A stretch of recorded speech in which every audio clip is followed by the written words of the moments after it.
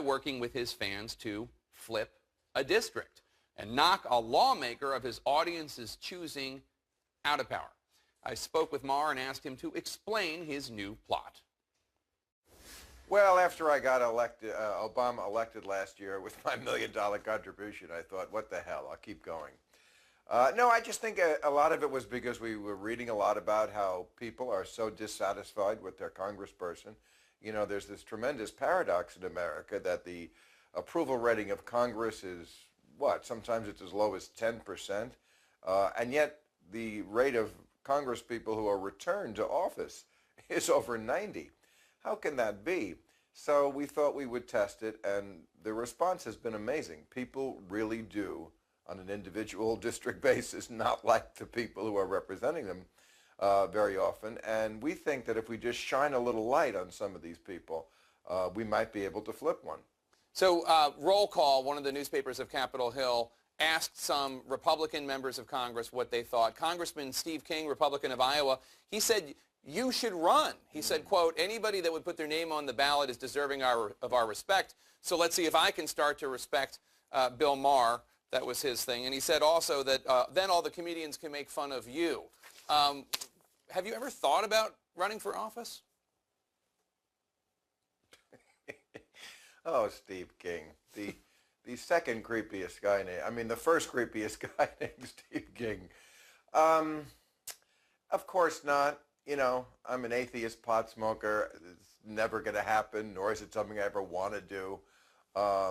And I detect in some of these responses from Republican congressmen that they're a little afraid of the disinfectant that is sunlight. And you should be afraid. Be very afraid. So you were active, as you mentioned, in the 2012 election. You gave $1 million to Priorities USA, the pro-Obama super PAC. Do you have any favorites for 2016? Is there anyone you want to see run, not for comedic purposes, but for leadership?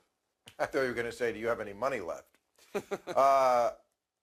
Well, you know, for my own selfish reasons, I would like to see Ted Cruz and Rand Paul and the rest of the insane clown posse run. And I'm sure there will be some people on the right who are, you know, great fodder for us. But, you know, I'm a patriot first, I like to think, so I want the most qualified people. I don't know who that is anymore on the right. I mean, there was Chris Christie. He was going to be the guy who was going to bridge, no pun intended, the gap between, you know, the crazies and the potty-trained Republicans. But he doesn't look like he's going anywhere anymore. So I don't even know who to root for on the Republican side. On the Democratic side, I mean, we all know it's going to be Hillary, so what are we even talking about that for? I remember a time when you were more of a libertarian and you didn't like either party. Do you think that you have changed in your politics, or do you think the parties have changed? Absolutely the parties. I haven't changed at all. I mean, libertarian, I don't know how that stuck around my neck like a millstone. All I ever said was that I think, you know, people should be able to do whatever they do to themselves. If it doesn't hurt anybody else, it shouldn't be a law. I think this is basic libertarianism. Libertarians are the one who became these Ayn Rand nutcases who think we shouldn't have traffic lights, or, you know, FEMA shouldn't exist. People should fend for themselves in a hurricane, or I don't know what they think anymore. But absolutely, I mean, this is well documented that it's the Republican Party that moved to the right. I mean, you can tell this by the fact that Democratic policies like Obamacare are old Republican policies. Cap and trade is an old Republican policy. The Republican Party of 20 years ago became the Democratic Party today, and our biggest problem in politics, I think, is that we really don't have a left party. You're outspoken on the issue of marijuana. The president made headlines recently by saying marijuana, in his view, is no more dangerous than alcohol. I interviewed him not long ago, and I asked him about that. Mm-hmm. Are you considering not making marijuana a Schedule I narcotic? Well, first of all, what is and isn't a Schedule I narcotic is a job for Congress. I think it's the DEA that decides that. It's not something by ourselves that we start changing. So it is within the power of the Attorney General to change the classification. Are you frustrated, though, more largely about the president's position on marijuana legalization, or do you support where he is because he has changed a bit? Well, I mean, he's evolving very slowly. I'm hoping Joe Biden makes another gaffe like he did with gay marriage and forces the president to evolve a little more quickly. I forgave him a lot more in the first term. I understood why the first black president couldn't be the one to get into office and go, hey, let's spark up everybody. It'll make all the other decisions easier. But it is the second term. I don't know what he's got to lose. And let's be honest. He was in something called the Choom Gang when he was in Hawaii. If anybody knows that marijuana doesn't prevent you from rising to the top, it would be him. And, you know, we arrest an awful lot of people for simple possession. And it affects your life. It affects housing. It affects getting into college, jobs, voting. It's not a trivial matter. And it's you know, the main reason drug arrest is why we throw more people in prison per capita than I think any other nation on earth. And, you know, the prison, alcohol, and pharmaceutical industries benefit greatly from marijuana remaining illegal, and I just hope the evolution on the part of the Democrats goes as quickly as it did once it started with gay marriage. We're going to take a quick break, but when we come back, more of my interview with Bill in anticipation of a White House through your old computer files, brushing off your floppy disks, trying to see if you can reuse them for your HBO show. No, I don't want to appear older than I am, Jake, watching Jay Leno get sent out to pasture this week. I want to pretend I was too young to have covered Monica Lewinsky or really know who she is. I heard something about it when I was in graduate school, but I'm not really sure who she is. No, I think it's pretty funny. Of course, it's going to backfire because why? This is supposed to hurt Hillary. As I recall, Hillary was only ever abetted by the fact that her husband cheated on her. It turned her into the, you know, the Jennifer Aniston of America, and Americans only loved her more. So I don't know how Rand Paul thinks he's going to drag Hillary into this, and plus Bill Clinton. Let's be honest.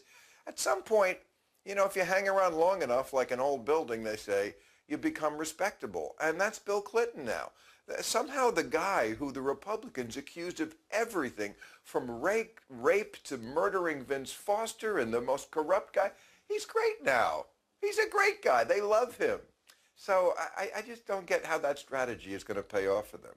You're still doing a lot of stand-up on the weekends, and you've got some dates coming up in some pretty red states. Greenville, South Carolina, February 22nd, and at the BJCC Concert Hall in Birmingham, Alabama on February 23rd.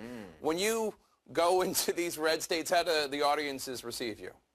Awesome. I was just this weekend, I was in Mobile, Alabama and Corpus Christi, Texas. And, you know, I think, well, first of all, I always laugh when I hear the Tea Party people say, I want my country back, because they don't see the country. I see the country almost every weekend. And I can tell you, Tea Party people, it hasn't gone anywhere. You have it back. And what I think they would be surprised to find out is that in so many of these, as you call them, red states, there are so many progressive thinking, free thinking, liberal thinking people. That's one of the great things about America. When we have a landslide victory in some state, even in the most polarized states, it's usually 60-40. That's a landslide. And that means 40% of the people don't think like the majority. So I love to go to the places where there are mostly perhaps conservatives. Some places you might even say a lot of rednecks. But marbled into that population are a lot of people who think very differently. And when they come to my show, I think not only do they laugh a lot, but they look around and they're like, wow, there's a lot more people around here who think like me than I ever knew. Finally, what is it like watching all this intense winter weather coverage from sunny Los Angeles? It's fantastic. I mean, I grew up on the East Coast. I feel for people. You know, my sister still lives there, and I hear about it all the time, and it has been a brutal winter. But I never understood why people want to stay there.